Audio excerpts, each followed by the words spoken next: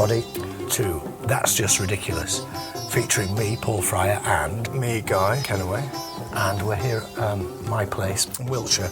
I live in a cottage next to an 11th century manor house. So we're here just to do our thing, which is our conversation about the things we find interesting and or ridiculous. So what would you like to talk about, Guy? Anything on the agenda? Now, what have you got to talk about? Well, an issue was raised by our last meeting that you were a little bit miffed about. This was the reader's letter that you suddenly produced, despite the fact that it was the first episode, and obviously no one knew about our existence and could not possibly have sent in a listener's letter. What? That's not true, is it, though? Because I could have asked my friends to say, well, if you had any questions, could you send them in? But it was completely fake and phony. It wasn't a bad question because it was about what you're frightened of, which is always a good subject. But it was fake and fraudulent, and I had to pretend to go along with it, which is really No, Guy, you went along with it. It was really hurting. You didn't pretend to go along with it. You actually did. I did go along with it, yeah. I go along with quite a lot of things in my life that I know are not necessarily the right thing to do. Is this why this is important, that there's authenticity in this, then, because there's so little of it in your life elsewhere, do you think? Yeah, definitely. Absolutely, definitely. And also, we can't... I don't want to fool our listeners. I think it's good that we're straight with them. We've not got much else going for us. Let's be straight with them. All right, then. Well, so if we get another letter that's real, then we'll genuinely answer it. Yeah, do. What's our email address? It's soniclandfill, SONICLANDFILL @gmail.com. Great, okay, well, that's very clear. It's a bit long-winded, isn't it? We might have to change that later, but for the moment it'll do. Everyone seems to be... Can we have a glass of wine? Yeah, I don't know, I'll go and get the bottle. Thanks. I'm wired for sound, hang on. Wired for sound. You can't... When you see a microphone, you can... What about Cliff Richard? What do you think of him? Cliff. Right. Do you like him? Do you like his music, Guy? No, I don't like his music. Don't you even like Devil Woman? We can't have you singing Devil Woman. I'm not going to sing it, don't worry. I don't have to. Everyone knows what Devil Woman sounds like. You've gone all gay. Can I have a glass of wine? What about Miss You Nights? Do you like that one? No, but the thing is, he's utterly fraudulent. These Miss You Nights are the longest. He kind of does that, doesn't he? It is amazing how he's managed to endure, because he's just a total, complete carapace. There's no substance to him whatsoever. You have no idea what Cliff really thinks. What it's like under that skin. Well, none whatsoever, or if there is anything there. Yeah, Cliff, yeah. Exactly. Yeah. Old school showbiz, which is, it hasn't come back. You hate showbiz, don't you? What's it called? The Royal Variety Command Performance. Right. Don't you love watching poor that? Queen has to sit through every year. It's like grim, like... What's his name? Somebody with the revolving bow tie and... Chuckle Brothers or something. Yeah, and the Crankies. Yeah, and they have a very uneven field to the bill, because then suddenly you have like a kind of a rock band in there doing one song. Yeah, Motorhead come on doing this in spades. Yeah. It's not that extreme, but it's such an uneven... Shall we go? Have you met my friend Mike? No. Oh, you must meet Mike. He's a really nice guy. He's utterly fearless. And he's really cool in the crisis. He's my friend who invited me. He bought a yacht on eBay, and now I've told you this. Invited me sailing. We went out of the harbour in Weymouth, and then he said to me, "What do we do next?" And I said, "I don't know, Mike, because I've never sailed in my entire life." And he said, "I thought you told me that you knew how to sail." I said, "I would not do that, Mike. I would not do that." When I don't. Yeah. And I definitely do not know I don't know what we're doing. Did you say how hard can it be at any point? Well, then he said, "Don't worry, he said, we'll do be you want to come on? We'll open that bottle of wine, we'll be okay." And the radio crackles and it goes, "You are entering a bomb zone, a Royal Navy bomb zone." What? Outside Weymouth, there must be some kind of... Oh, yeah, it's a firing range. I don't know what he said. "You are... please turn... to starboard." 45 degrees tell them that we don't know how to... wait for assistance. Tell them to stop bombing, because we can't actually control... And he had no work, and he's a lovely guy. He'd made a couple of slightly dodgy Pierce Brosnan movies that didn't do anything in the sort of late 90s. And That one about the atom bomb. I'm not sure. It's sort of There's one movies about a bomb actually and he you put it quite in- like, actually, because they've got some odd, quirky script and great artificiality about them. What are you trying to say? That you've got very odd taste in. Not bad taste in stuff, but idiosyncratic taste. Anyway, then, out of money and luck, he takes a gig that no one else wants. Which turns out to be The Handmaid's Tale, to do 2 episodes of The Handmaid's Tale.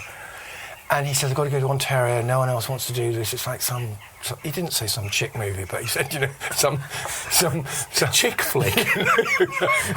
Handmaid's Tale, a chick. Anyway, he then disappears to Canada for a year.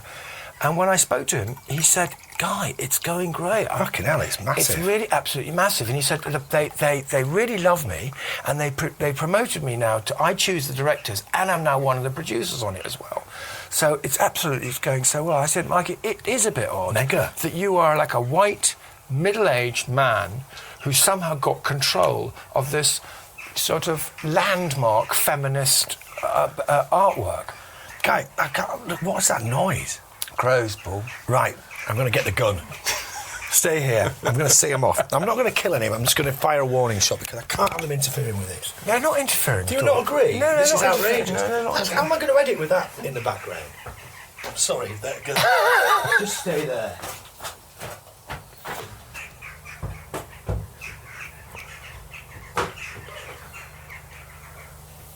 Right. I'll show his boss. Paul's now got the gun, and he's got a telescopic sight on it, and he's now doing a standing shot. He didn't appear to aim. No, I didn't. You made it worse. They've gone away. They've gone over They have not gone away. Listen to them. They've gone down there. No, right, okay. No, you've got to close the gun in order for it to work. Oh, yeah. Sorry, it's a minor. Technical issues. That's seeing them off. There we go. Yeah, fair Back to point. normal. We'll leave this. Okay, but leave the gun. Yeah, the gun on the table. Look, I didn't kill them. I just. No, well, there wasn't even a pellet in. No, I just wanted to. The crack sends them away, because. Because they're not stupid. Well, exactly. They know what's coming next. They're not stupid, yeah. If they hang around. So sorry about the interruption there. Okay. So you did The Handmaid's Tale. I think it's brilliant, actually. Yeah, and he's become... Have you watched it? Yeah, I have. I've not watched all of them, but I've watched quite a few of them. It's harrowing. And he's like, it's really taken off for him. It's fantastic, and I feel nothing but total joy. Total joy. You were going to say something else then. Yeah, you would have thought naturally I would feel angry about it or bitter. Jealous. But actually, yeah, exactly, jealous. But with Mike, he's such a lovely man. And, we were talking about, the truck stuck in the mud and it pissing with rain, you're trying to get a shot. Mike is exactly the man you want in that situation because he's so equable. Whatever the situation is, he can handle it and he'll see you all through. I feel very safe with him. He's lovely company, actually. Well, seeing as you're in such a good mood about other people's good fortune, this might be a really good moment for me to tell you about mine. Please. I've got a show coming up with White Cube. Have you? Yeah. Really? Are you happy for me? I'm very happy for you. But I don't believe it. No, it's not true. I was going to say. I just wanted to see how you would react. If you would be like... Well, complete bewilderment. Total bewilderment. Well, yeah, me too. It's never going to happen. But, Bewilderment. No, I haven't got a show with them now. You've got a show in Germany, though. I have, yeah. I don't think it's necessarily such a bad thing, because with White Cube... Can I have another glass of wine, please? Yes, you may. Yeah. Have you ever thrown a party that's gone, really, it's just been an absolute damp squib? Yeah. Have you? Yeah. I can't talk about it. It just hurts. Come on, guys, come on. Yeah, you go first. No, I've never done it. Sorry to say, Guy, it's over to you. Oh, God. You don't have to talk about it, Guy, if it's too much. What happened? How did that even happen? Well, what happened was that I really wanted it to go well. I remember when I first went out with Portia, and I wanted it to be nice, and obviously I wanted to have a good time, but we didn't have very many friends. We'd not been together for very long. Uh-huh. And I decided she wasn't going to do we weren't going to do any of the cooking, so we got a kind of someone in to do the food, but it was before the days when people came in and just knew how to do party food and all that. And we got a very straight company who came in, and they had these sort of waiters with bow ties and everything. It was just awful, and it was just stiff and stilted, and it looked utterly pretentious. Once the booze started going, I can remember coming out of the door and seeing Amory Blow opening the front door of the flat and welcoming in some people, total strangers Randomos, to me, going, come in, come in. For God's sake. And then going, oh, thank you so much for inviting us to Amory Blow. Going, no problem whatsoever. The drink's over there, and kissing them, and he'd sort of taken over control as the host. But I remember thinking when it was over, thank God that's over. That was just so unnatural, and it was like I was trying to be something that I wasn't, and posing as something, you know what I mean? Like I was trying to put on a show of some kind, and it was artificial and painful. And I learnt my lesson, and I stopped taking control of parties. Portia took over the control parties. She was really good at it because she doesn't have that thing about it matters who one person, it matters, you know, the mix of the people matters. She says you just invite everyone and see what happens, and you just totally let it go. Let it go, because magical things may or may not happen, but it's just let it go. Whereas my mother, she would strategize for weeks about the plasmon, and she loves to divide her, you know, whenever she makes a party list, she's like make one list of people invited and another list the people who she's not inviting, who she would like spend much more care over. Oh, she would what? She'd invite them for a bit? Trying to make sure that they knew that they were not. I said, you should make a card going, Susie Kenway at home, you are not invited to a party. Susie Kenway at home. But worse is inviting them to have a look. It's like Jim Bowen in that, what's it called, Bullseye, where at the end they don't win and he goes, well, have a look at what you could have won. and the screen goes back to show them the speedboat or whatever it is. So she's kind of showing them the speedboat, isn't she, but then saying, I'm sorry, but you didn't kind of make the grade. James Moores, he knows how to do plasmon. I saw him once doing a plasmon for a very complicated, large Christmas lunch, maybe about 25 or 30 people, mixed group, family, people sort of one end of the family to the other, and some friends and all that. And it was, you know, grannies, in-laws, all that sort of stuff. A bit of a complex political situation, maybe some exes, that sort of thing. And he made the little cards and put everyone's name on them, and then he put the cards into a hat and showed everyone the hat, and then walked round the table and just put, and just put it round. So everybody knew that it was completely random. That's kind of great. It was brilliant. Yeah, but then what that happens then is people pick up the cards and move them around. Have you seen people doing that? I have seen that. In fact, I went to a party the other day. And do you hold with that? Do you think that's all right? Well, early on, I arrived for, it was like a big, it was a do. It was a do with round tables and a marquee. And as I arrived for my drink, I just thought, I'll just go and see what's going on. I'm on table L. So you were interested, were you? Well, yes. You were interested about the plasmon. Yeah, Paul, I agree. That's a character failing. It's a bit odd. I would like to. I would like to accept that. But anyway, I did. I went to look at table L, and I just thought, I'd just see who I'm with, who's on the table with me and who I'm sitting next to. Because I kind of want to look forward to it, I guess. Anyway, I arrived, and there was so-and-so on my left and so-and-so on my right. And so after, like, necking 3 bottles of champagne, whatever, I had one drink, I then weaved towards my seat, pulled out the chair, looked at the name, and my name had moved. I was no longer... I thought, what the fuck? So I looked round my table, and I'd been moved around. You'd been relegated, hadn't you? Well, I don't know whether someone had picked me to move next to them. I thought, I'm not sitting next to Guy. I don't know whether I'd been promoted or relegated. So obviously, naturally, I said to the person sitting in my seat, "Did you move my card?" And it created a bit of a bad atmosphere, I think, in there. God, that's not like you, is it? No. You don't want to go along. That's what you said. It's all in the hat, isn't it? I mean, following through, and then people should be allowed to move their cards wherever they like. I think I was a bit bored. Yeah. I think it's cooler just to say, sit where you want, everyone. But you think you might create an absolute social black hole? No. What happens is people tend to go into cliques, or you have all the people from Gloucestershire at one end and all the Northerners at the other end, and and it just becomes like a war zone in the middle, and nobody wants to sit next to Herbert or whoever it is. But someone has to. Well, yeah, this is the thing. It's not going to be you, is it, Guy? No, that's not true, Paul. I'll sit next to anyone. And I know this well enough that if whoever you're sitting next to has got something lovely to say, but you have to sometimes dig it out of them a bit. You have to just ring the rag quite tight to get the drips out. And I just keep going with the line of questioning. What, even if you're sitting next to an accountant who doesn't like... Totally. I'd say you must have done something dodgy. Don't tell me that, whatever it is. I'll find some story in them. I think that's part of the fun of it. But you know what, accountants like Frank Dumpner, you'd be lucky if you got sat next to him because he was brilliant.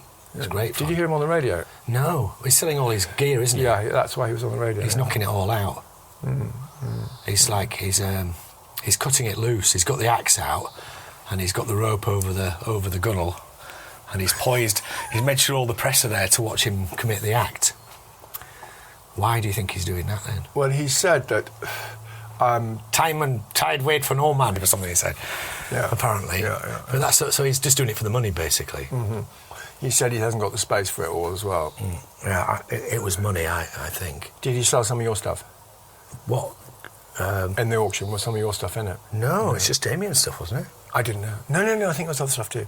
Was there? I don't know. Well, I don't know if I don't think there'd be much point putting mine. He wouldn't have got anything for it, would he? Well, I can't comment on that. Yes, you can. You just don't want to. No, but I wonder, I guess it's his prerogative. It's a funny thing that about artists feeling funny about people selling their work.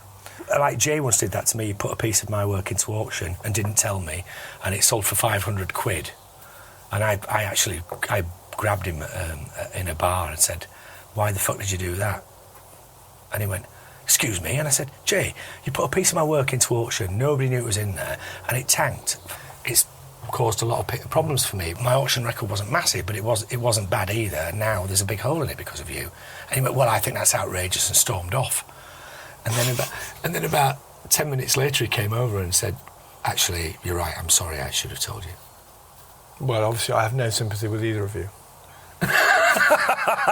Why? Because it's disgusting. You're supposed to sympathise with me. That's the way you manipulate the market. I'm not manipulating anything. I'm just saying it's... Why not just say, I want to just see what my work's worth? I would have bought it off him rather than him put it into for 500 fucking quid. But why not? Why don't you want to say, what's my... The thing about a writer is they put their book out there and you just go onto Amazon and you find out how many people are buying it and you find the truth. Well, I don't do prints, Guy. If I did, then I might agree with you, but I don't do prints. But still, if they want it, they'll buy it, and if they don't, there's something wrong with it. If I sell one thing, I might have to live on the proceeds for a year or more. That's ridiculous. Well, that's the way it is for me, I don't make loads of money out of my work. You should understand that. Yeah, but I just don't like the way you all kind of try and manipulate the market. I'm not manipulating anything. I just didn't like... You're buying your stuff yourself. What's wrong with that? It's like me going onto Amazon and buying, 500 copies of my own book in order to get it up. No, it's not. That's weird. That's not the thing. It's like there's only one thing. It's only one thing. Yeah, and then if someone likes it, and I made it with my own hands, and Jay had it, and all he had to do was give me a ring and say,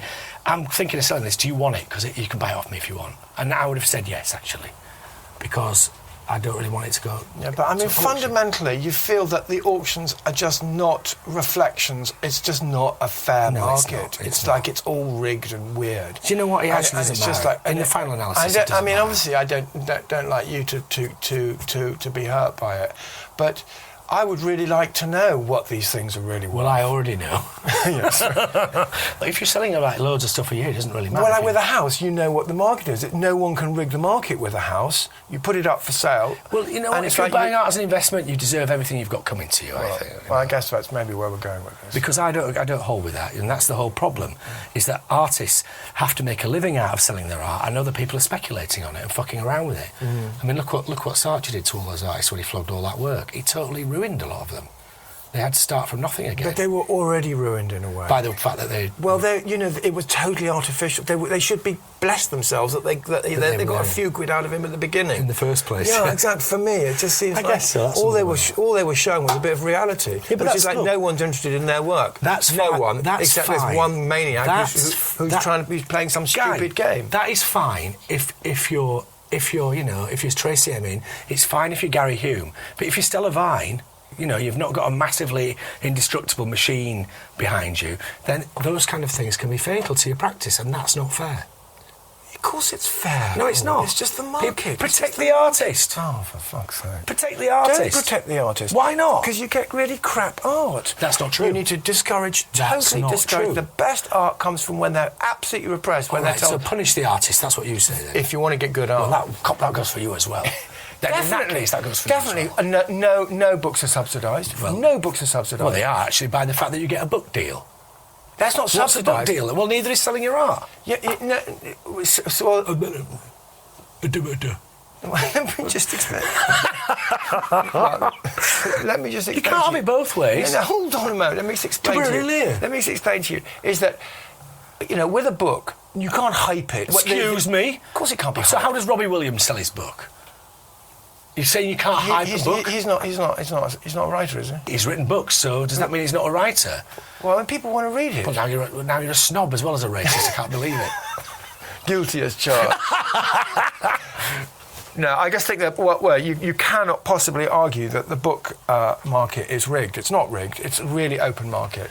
No, it's not. The books that people that is not true, and you cannot get a book to number one. You cannot get a book to number one. It's interesting actually. The only time I've ever heard of someone going round to try and fix the book charts, guess who it was? Charlie fucking Saatchi. He'd written a book about him connecting art and being marvellous, and he thought, well, I've worked out that actually you only need to buy in these certain bookshops in order to get into it. It was pre-Amazon. So this is what they used to do with records, you know. They used to send a van round. Absolutely true, absolutely true. I remember I had a mate who was a plugger, and he thought, I can short-circuit this and I can stiff the market.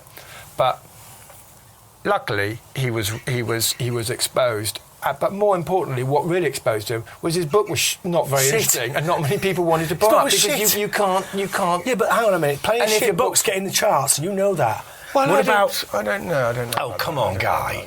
I mean, cookbooks are a massively obvious example of that. People like a cookbook. Yes, they do. But a cookbook, qualitatively, one could be better than the other. But the best one isn't going to sell. It's the one that gets hyped. So. Well, I don't know about that. Has anyone written a cookbook in which none of the recipes work? I wonder if you could, on the basis that no one ever uses. No, it's the marvellous cookbook. But actually, if you actually bothered to do it, they all just fucking fall apart. I wonder if anyone would notice. Exactly whether anyone would notice who I was going with it. Yeah, now we're on thin ice at the moment because there's quite a few people who would have a go at you for that statement. Really, I mean, chefs would be offended by that. I think. Right. Because you're kind of insinuating that cookbooks are a complete waste of time. No, there is a large section of the book market which are just there as objects rather than things to be read. And is that not hype? To be used. Well, no, it's not hype because it's not. They're not pretending that they are more popular than they are. That's what I mean. Whereas with artists, what you're doing is, by buying your own work, is that you're pretending... Oh, no, wait.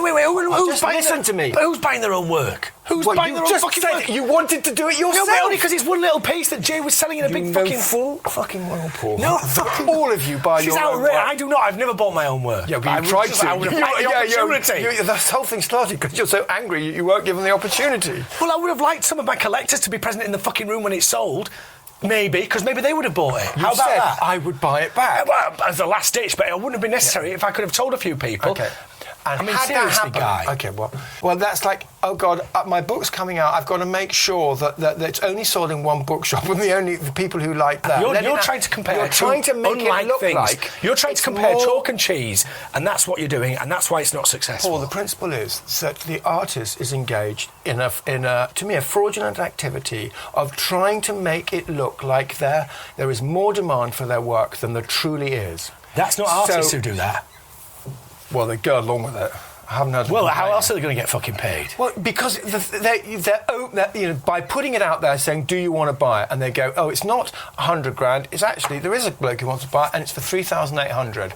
That's what you're worth. That's what that piece is worth. Forget the 100 grand. The 96 grand difference is because you're bullshitting people." All right. Well, I've had people walk into my gallery. It's like immigration. And spend money on my work. I've sold pieces of art for hundreds of thousands of pounds, right? Cheers to you. And they just walked in and they bought it. Nobody hyped it, and there's no record of it because they walked into the gallery.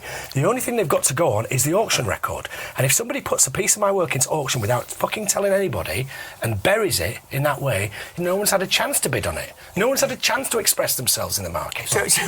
Well, Paul, you're ridiculous. So what you think? Well, I don't know if the state of book writing is so parlous of the industry is that now when you go to a supermarket, there's a kind of bin at the end where you can just pick them up for free. Have you seen them? Yeah. Right. Okay, right. Now imagine it's called a library, I think. No, well, it's not. It's like it's like a book exchange or something. Well, that's all right. What's wrong with that? What do you mean? That's a personal insult. No. Someone's getting it for They've free. already been read 5 times and they've come out. All No, these this piece of art that I made, it was unique. It was from my first show. And I would quite like to have had it back, given the choice, rather than someone picking it up for 500 quid, Yeah, but which is outrageously unequal. I'm not trying to make an object.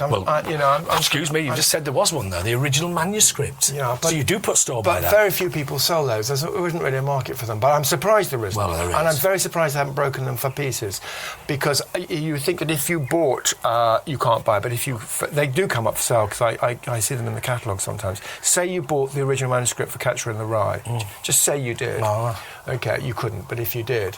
And then and there was 250 pages of, I don't know whether he typed Salinger or he wrote, but whatever they are, they're with his marks on them, and it's on his manual, on his portable typewriter. Yeah. And you then put each of the 250 pages into a little frame, and sold each one for a few grand, $5 grand. So And you could have one page which the writer had contact with. I'm very surprised that no one's done that. I'm pleased. I don't know if I am pleased. Rowling could make a few quid, couldn't she? I don't think she needs to worry about that. She's already done that, hasn't she? At least she gives some of it away, guys. I don't know if she types or if it's or if she writes. I think she writes using a quill on vellum, doesn't she? In With a an tower. owl on her shoulder. In a tower. Good luck today. Can I have another glass of wine, please? Yes, you may. Yeah. Are we talking too much? No, this is what we're supposed to be doing, isn't it? What's the point of being on it if we don't talk? I'll tell you, let's try the alternative. I don't like this line of old showbiz stories that I've come up with. It's I feel a Just real a minute. old fruit. I want to try. Well, hello. If the cat fits, Ducky. I feel like we're at the Chelsea Arts Club. Listen, right. So let's try the alternative of not talking too much. Okay? So what are you doing now? You have to tell them. So anyway, where were we? I was going to ask you a question, actually. Okay. Guy, I've got a really serious question for you.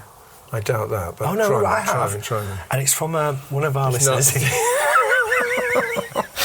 One of your scraps and the questions from This is Jackie. Jackie from Sheffield wants to know, have you ever had a job? Well, I've worked in advertising. I'm in a real job, Guy, not working in fucking advertising. We had to pick things up and move them, dig holes. A job which was unpleasant and difficult, and where you had to go to work and... You know what I mean by Only job? once, for about 2 weeks. Can I just say I'm really happy that you didn't argue the toss about the definition of a job. Thank you for that.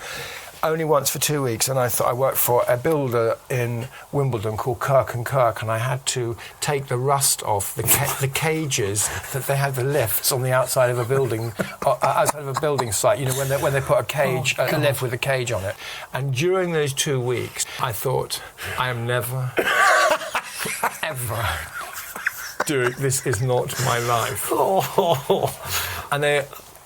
And they said, it's really good character building. You know, Richard and Guy are working at the yard. It's really good. Everyone loves them there. It's all really good. And I thought, he comes home covered in paint. Seems very happy. Not doing this. He's got a bit of colour in his cheeks. My mind was like so far away from the task.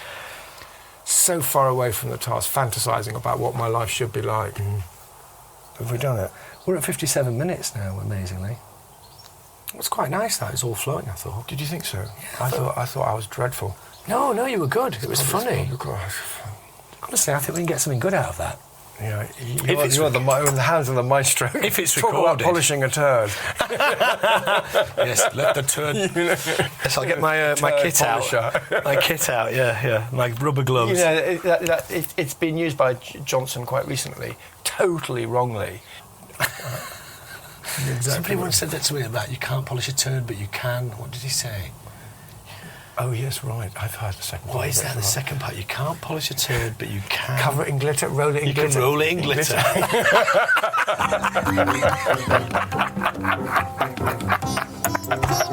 That's maybe what's happening with Brexit. Yes. Oh, there you go. Yeah, that's right. Brexit. Yeah, I don't think that's going to happen. I think that's... I got to... How can we say... How It has to be totally new political leaders. It's going to say that.